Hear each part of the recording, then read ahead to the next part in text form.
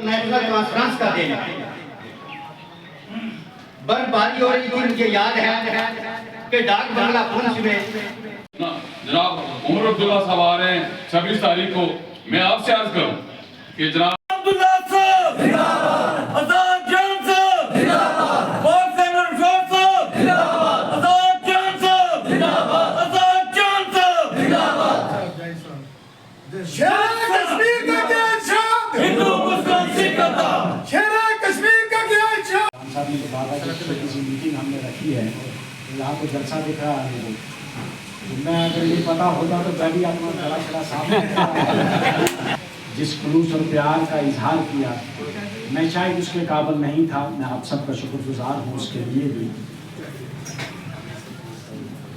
आपने कहा कि मैंने इस केस की पैरवी करने के लिए जो जदोजहद की, उसमें मैं तनहा नहीं। जितना मेरा रोल है उससे कई गुना ज़्यादा रोल इन लीडरान का है। उमर साहब का, फारूक साहब का, जस्टिस मसूदी साहब का, जान साहब का, ये जितने भी लोग थे, हम सब ने मिलकर अपने हक के लिए, वो किसी पे एहसान नहीं है, ना आप पे एहसान है, ना पार्टी पे एहसान है। पीर साहब से शाह साहब ने कहा कि मुझ पे बड़ा मुश्किल दौर गुजरा। जम्मू कश्मीर में मुझे नहीं लगता है कि कोई छोटा बड़ा फर्द ऐसा गुजरा हो जिस पर ये दौर मुश्किल हो। अपने अपने तरीके से हरास करने की कोशिश की गई, किसी को कम किसी को ज्यादा। आपकी हैसियत बड़ी थी इसलिए आपको ज्यादा तंग किया गया, मेरी हैसियत के मुताबिक मुझे भी तंग किया गया, इनकी हैसियत के मुताबिक इनको भी तंग किया। और आज भी हम उसी मुश्किल दौर से गुजर रहे हैं, इसमें कोई शक नहीं है। जहां जमहूरियत का गला घोंट दिया गया, हमारी रियासत छीन गई, 370 जो हमको यहाँ की कॉन्स्टिट्यूट असेंबली ने दिया था, गैर आईनी और गैर इखलाकी तौर पर हमसे छीन लिया गया। और फिर पूरे हिंदुस्तान में नहीं, पूरी दुनिया में ये दिखाया गया कि जम्मू कश्मीर की आवाम 370 के हटने के बाद बहुत खुश है। और हमारे ही यहाँ के एक मंत्री साहब ने पार्लियामेंट में जाकर कहा कि श्रीनगर के लाल चौक में लोग डांस कर रहे हैं, और कहा फारूक साहब को किसी ने गिरफ्तार नहीं किया। बाद में पता चला कि फारूक साहब का भी, उमर साहब का भी पीएससी भी लगा हुआ। तो ये झूठ का एक पलंदा जो इन्होंने बुना शुरू बहुत पहले किया, अगर आपको हटाना था आप यहाँ की आवाम से पूछते, फिर असेंबली को क्यों डिसॉल्व किया? आप तो सरकार में थे, आप असेंबली से भी उसको पास करवा सकते थे। हालांकि असेंबली को इख्तियार नहीं, इख्तियार कॉन्स्टिट्यूट असेंबली को था, लेकिन असेंबली अगर हमारी नुमाइंदा थी तो कम से कम हमारे नुमाइंदों से तो पूछ लेते कि हम आपका 370 हटाना चाहते हैं, तब भी आपका कोई जवाब बनता। आपने पहले असेंबली को डिसॉल्व किया। मेरा उनसे भी एक सवाल है, आपको हक है, आप अपने बारे में फैसला कर सकते हैं, मैं अपने बारे में फैसला कर सकता हूं, मैं इस हक को छोड़ देता हूं, लेकिन आपको यह हक किसी ने दिया कि आप आने वाली नस्ल का हक भी है वो कुर्बान खुद करें। और इसके लिए शायद जम्मू कश्मीर की आवाम को कुर्बानियां देनी पड़े। हम कानूनी जंग हम लड़े, उमर साहब ने, फारूक साहब ने, आपने देखा भी होगा, कोई कसर नहीं छोड़ी। हिंदुस्तान के जो बेहतरीन वकील थे, कम से कम जो 15 बेहतरीन सुप्रीम कोर्ट के वकील थे, उन्होंने 370 का केस आरोप किया है। और 1 महीना 3 दिन, जिसमें 18 दिन बनते हैं वर्किंग, सिर्फ इस पर बहस चली। हमें नहीं लगा कि सरकार ने कोई ऐसी दलील दी हो जो इसको जस्टिफाई कर सके, लेकिन उसके बावजूद भी मैं कहूँगा वो कानूनी जंग, हम सियासी जंग भी लड़ेंगे। उम्मीद है इस पर ज़्यादा बोलना अच्छा भी नहीं, क्योंकि इस फैसला रिजल्ट ये ज़रूरी है कि यहाँ के लोग बड़े बड़े महान लोग हुए हैं, बड़े बड़ी ऊंची शख्सियात हुए हैं, शायर हुए हैं, अदीब हुए हैं, साज हुए हैं और बड़े बड़े ऑफिसर्स हुए हैं, बड़े बड़े लीडर हुए हैं। आज मैं पूरे नाम नहीं लिख सकता हूँ, जिनमें के आज़ाद जान साहब, आपके वालिद मोहतरम मेरे साथी थे मारूफ जान साहब का नाम काबिल जिक्र। मैं आपको मुबारकबाद दूंगा कि इसकी इस जगह की लाज रखने के लिए आप जिस तरह से रियासत में काम करते हैं इसी तरीके से अपने लोगों के लिए भी आप काम करते हैं। और 80% अगर आप रियासत में सुबह जम्मू के लिए टाइम सर्व करते हैं तो 20% मेरी आपसे रिक्वेस्ट है कि आपका वो तरीका, आप उस तरीका के लायक हैं कि जो कि बड़े बड़े PhD और बड़े बड़े भी लोग पढ़े हुए लोग हैं। मैं इस बात पर अल्लाह ताला के फजल करम से ये खुशी महसूस करता हूँ और अल्लाह ताला से दुआ करता हूँ कि आपको जो कबली दी है ये खदादार और आप इसके मुस्तहिक थे। अल्लाह ताला ने आपको दी क्योंकि आपके घराने ने यहाँ एक दिन मैं किसी महफिल में था तो जनाब साहिब खान साहब आपके घराने की जो किसी जगह तारीफ कर रहे थे तो मैंने कहा ये बरक है। तो मैं उसके बाद ये मैं कहूँगा कि आप हमेशा हमारे लोगों का ध्यान रखें। आपने जिस तरीके से काम किया नेशनल काउंसिल हर कंस्टिट्यूंसी में, सुबह जम्मू में आपने जगह जगह इसका जाल बिछा दिया तो इसके आप मुबारकबाद के मुस्तहिक हैं। और आगे मैं अर्ज करूँ कि आज के जलसा में जनाब बाग से राठौर साहब ने जिस तरीके से के सामने रखे और एजाज साहब आप आजमा लीजिए कि सिख कम्युनिटी का बच्चा जरा आपके साथ चलेगा। आप मत सोचिए कि आप अकेले हैं, हम आपके शाना बिशाना साथ चलेंगे इंशाअल्लाह। कभी ना कभी तो इलेक्शन होगा, एक दिन ऐसा आएगा कि इस तंजीम की, इस हुकूमत की, इस सरकार की एक मजबूरी बन जाएगी ऐसा इलेक्शन करवाने के लिए। जब भी इलेक्शन होगा, चाहे वो म्यूनसिपलिटी का इलेक्शन हो, चाहे वो सरपंची का इलेक्शन हो, पंचायत का इलेक्शन हो, चाहे वो MLA का इलेक्शन हो, हम आपके साथ शाना बिछाना है और आपके साथ शाना बिछाना चलेंगे। थैंक यू, बहुत बहुत शुक्रिया।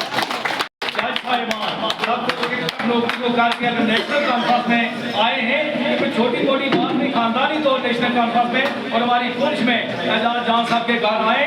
हम दिल की अहमियत और इनसे पूरी तंजीम की तरफ से एजाज जान साहब की तरफ से इनको मुबारकबाद पेश करते हैं, वेलकम करते हैं। और मजीद रहमान साहब का भी बहुत बहुत शुक्रिया। मैंने अब्दुल्ला को क्यों गिरफ्तार किया, छोड़ दो इन शेरों को, फिर सरेआम में जलसा कराओ, फिर पूछो दफा 370 अच्छा टूटा है कि गलत टूटा है, लोग खुद फैसला करेंगे। अगर लोगों ने आप पे फूल बरसाए तो मैं अपनी टोपी आपके कदमों में रख दूंगा, अगर आपने लोगों ने आपको जूते बरसाए तो फिर आप एडमिनिस्ट्रेशन जाने और आप जाने।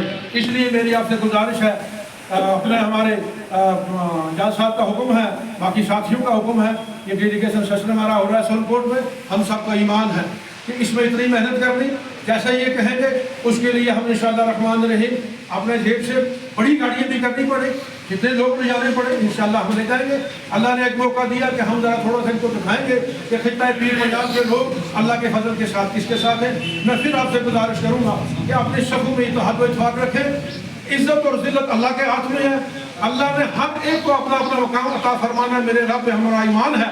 एजाज साहब हो, अलहाज बाग हुसैन राठौर साहब,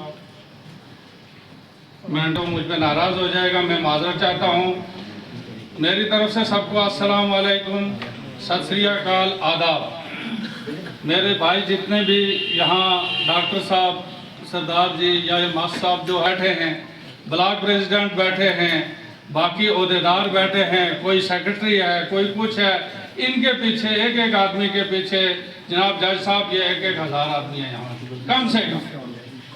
लेकिन मैं इन साहब को ये आज सिर्फ मुबारक देना चाहता हूँ कि जब हम मीटिंग करते हैं, जब हम बात करते हैं, हमारे लोग जो हैं बगैर किसी लालच के, बगैर किसी मजहब मिलत के अपनी जगह पे डटे हुए हैं और मजबूत एक जगह पे बैठे हुए हैं। काफ़ी उतराव चढ़ाव हमने देखा 2012-13 के बाद आज तक। एक दिन वो था कि जनाब उमर अब्दुल्ला साहब जो है वो यहाँ पे जलसे के लिए आए थे, यहाँ परेड ग्राउंड में आके बैठे, वो लेट हो गए, 5 बज गए। तो उस टाइम PDP का दौर हुआ करता था कि यहाँ पे लोग काफ़ी कोशिश की गई कि लोग यहाँ पे जमा। आज हमारे बीच खुशी की बात है कि जज साहब यहाँ पे आए हैं। जज साहब ने बड़ी मेहनत की और उस मेहनत में कायदे सानी डॉक्टर फारूक अब्दुल्ला साहब, उमर साहब, हसन मसूदी साहब और जज साहब दिल्ली में रहे।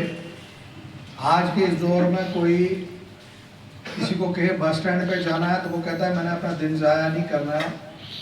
तो इन्होंने लगभग पिछले 1-1.5 साल से ये मेहनत कर रहे हैं, कोई कागज़ बना रहे हैं, डिटेल्स देख रहे हैं। उसके लिए मैं पुंछ की आवाम की तरफ से जय साहब का शुक्रिया अदा करता हूँ। और जय साहब का वहाँ खड़ा होना हम लोगों के लिए फ़ख्र की बात होती थी। तो मुझे फ़ोन लोग करते थे, जनाब तो अरे पुंछ रहा वकील थे, सुप्रीम कोर्ट पूछा है। मैं के पुंछ वाले को पढ़े लिखे नहीं जा सकते। तो इन्होंने बड़े बेहतरीन तरीके से वहाँ लीड किया, उसके लिए मैं इनको मुबारकबाद देता हूँ। आज की जो मीटिंग की गर्जोगायत है, आप तमाम हजरात जानते हैं कि 26 तारीख को जनाब उमर अब्दुल्ला साहब आ रहे हैं सुरनकोट में। सुरनकोट में एक डेलीगेट सेशन जो है वहाँ पे होना है।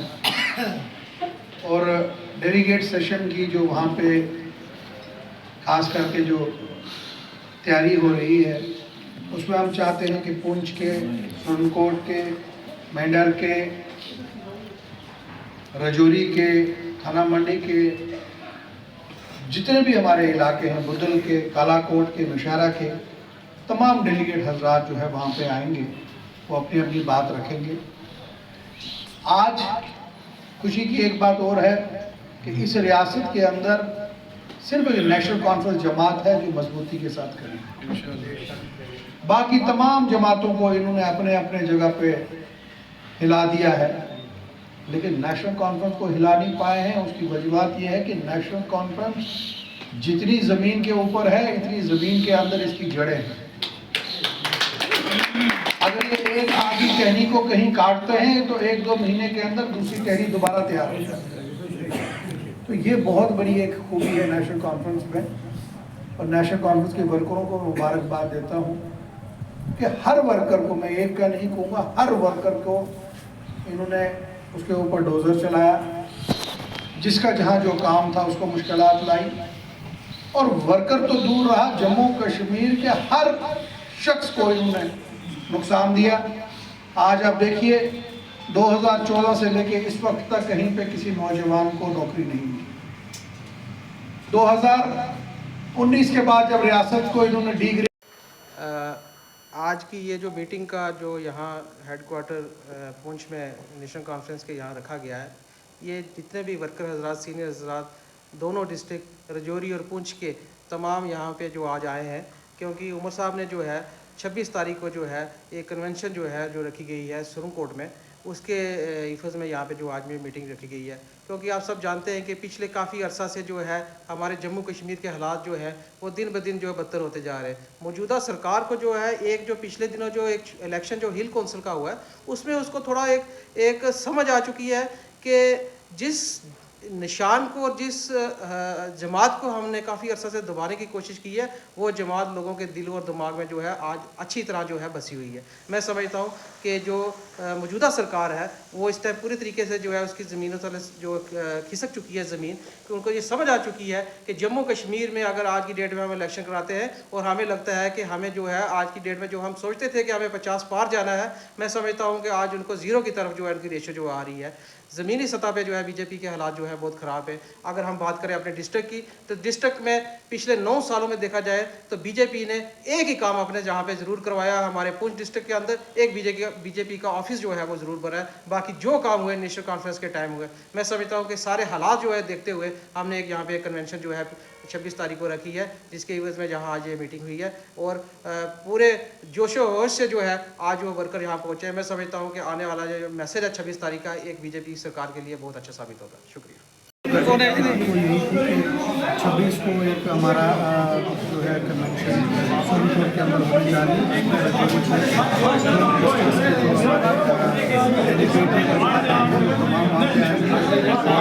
उमर अब्दुल्ला साहब जो है वहाँ पे आएंगे वो अपने डेलीगेट से खिताब करेंगे। तो डेलीगेट जो है अपनी जो ग्राउंड की क्या क्या मसला है किस तरीके से जो है वर्किंग चल रही है उसके बारे में बात करेंगे। 2013 के बाद जो इस रियासत में इलेक्शन हो रहा है उसके लिए आज बीजेपी हर मुकाम पर फेल हो चुकी है। ऑन ग्राउंड उनके पास कोई मुद्दा नहीं रहा, कुछ नहीं रहा। यहाँ तक मुद्दा तो दूर है, आज उनके पास कैंडिडेट भी है क्योंकि उनकी पॉलिसी से जम्मू कश्मीर का बुरा हाल हो रहा है, मुश्किलात हुई हैं। मैं ये समझता हूँ कि प्रेसिडेंट इंडिया को चाहिए कि जम्मू कश्मीर के अंदर जल्द से जल्द म्यूनसिपलिटी के पंचायतों के MLAs के इलेक्शन यहाँ पे करें ताकि डेमोक्रेसी